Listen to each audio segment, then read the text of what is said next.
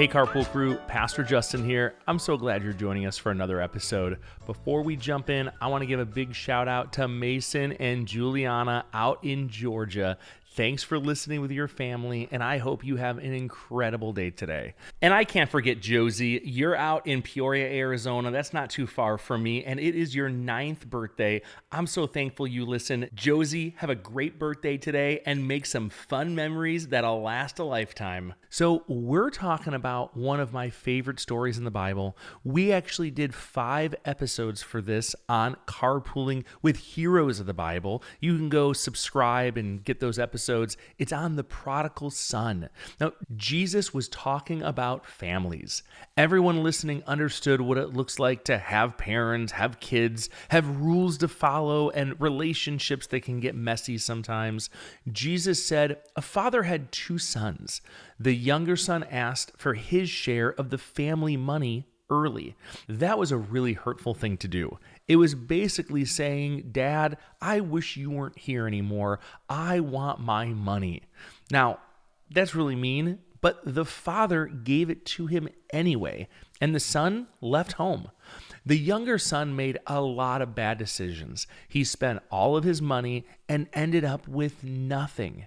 He was hungry, embarrassed, he was far from home, and finally, after working in a pig pen and wanting to eat the food the pigs were eating, he finally decided it was time to go back home, apologize to his family, and maybe he'd be able to stay there as a servant for his father. Now, here's the key verse from today. It's from Luke chapter 15, verse 24. It says, "Because this son of mine was dead and is alive again. He was lost and is found." Now stop for a second and picture this. The son came home. The dad was thrilled. He actually ran out to him, gave him a big hug, and welcomed him back into the family. This was unexpected by everyone. Now, if Jesus were sitting here in the car or at the table with you, he might say something like, "You don't have to be perfect to come back to me. You don't have to have it all figured out to have a relationship. When you mess up, don't hide. Don't avoid me. Come back, because you are always welcome." See, the father in the story didn't yell at the son. He didn't say, "I told you so," or "I knew you'd come back," or "Oh man, finally, you're going to get the punishment you deserve for what you did." He didn't say any of that. He ran to his son. He hugged him. He welcomed him back. That's what God is like. When we make mistakes, when we choose other things other than God, we can still go back to him. We can still go back and say, "We're sorry.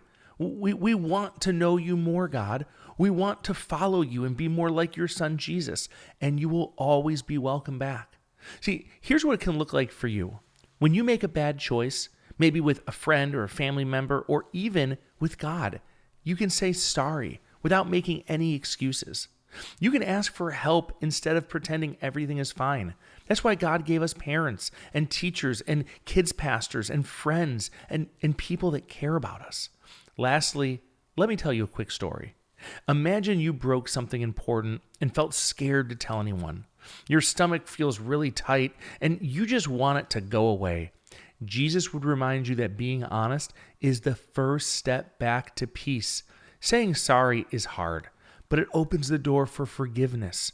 Remember, no matter where you are or how you're listening, God loves you. And parents, if you're liking this episode, head over to Apple Podcasts or Spotify and leave us a rating and a review. Man, that really helps other families discover the podcast too. Now, before you go, let's answer this question together.